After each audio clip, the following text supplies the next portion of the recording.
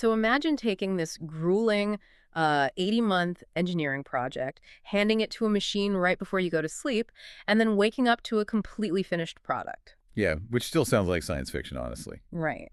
But it's not anymore. Welcome to the weekly AI news summary for the week ending April 19th, 2026. I'm bringing this deep dive to you on behalf of AIPOD. And we've got a lot to unpack this week. We really do. I mean, you already know we've squeezed all the productivity we can out of basic prompt engineering, but our sources this week show AI officially crossing this massive threshold. Moving from just being reactive tools to, well, proactive autonomous agents. Exactly. Our mission today is exploring that pivot. So let's start with Microsoft's overhaul of Copilot.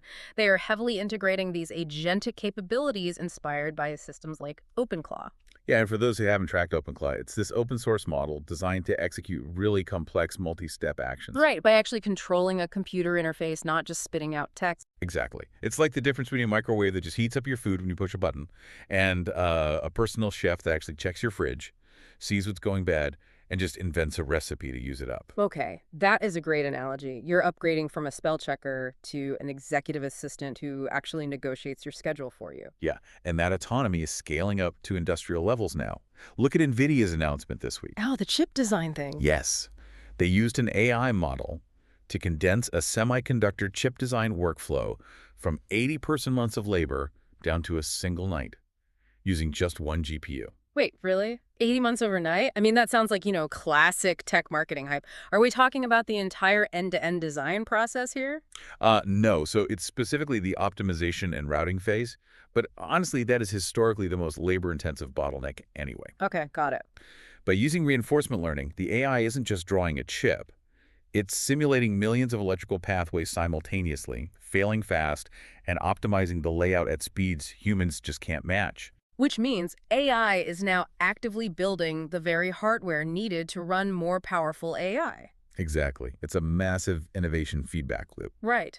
But, if AI is suddenly capable of running enterprises and designing its own chips, it still needs to learn how humans navigate the physical world, right? Like running the factories, manufacturing those chips. Yeah, which brings us to the human cost of all this. Exactly, which explains that controversial viral footage out of India this week. We're seeing factory workers literally wearing cameras to record their day-to-day physical workflows. Are these workers just training the automation systems that will replace them? Well, it's a huge debate right now. Companies argue that this data collection improves factory efficiency and workplace safety through automation. But the critics. Yeah, critics are raising serious ethical alarms, questions about consent, surveillance, and obviously large-scale job displacement. Right. And this perfectly mirrors a recent BBC report we looked at. It highlighted these global anxieties over AI and jobs.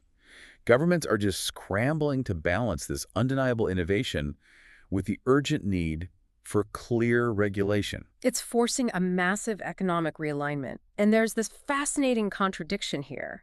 While those manufacturing jobs are threatened, a whole new industry of AI consultants is just exploding. Oh yeah, an absolute army of humans being hired. Right, because businesses are panicking about navigating these exact privacy hurdles and integration issues. Yeah, white-collar jobs are booming to manage the chaos of the transition. But, this massive shift isn't just happening in corporate server rooms. No, it's hitting everyday consumers too. Amazon just launched India's first dedicated AI store to curate smart gadgets in one place. Yep. And at the exact same time, NVIDIA rolled out their GeForce NW service in India, starting at just 999 rupees. So accessible. What's fascinating here is that both of those moves remove the barrier of expensive hardware entirely. Because it's all in the cloud. Exactly. You push the heavy computational lifting to remote servers.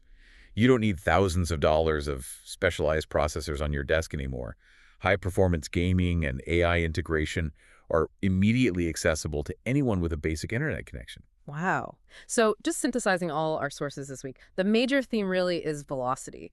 AI is this feedback loop accelerating its own evolution. Designing its own physical hardware overnight. Right. And it's simultaneously displacing old industrial workflows while spawning entirely new industries to manage its integration. Yeah, the bottleneck really isn't the technology's capability anymore. It's our capacity to adopt and regulate it. Which leaves you with kind of a wild thought to chew on.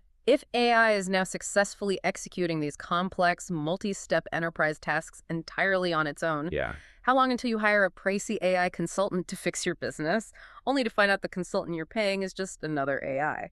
Thanks for diving in with us. We'll catch you next week.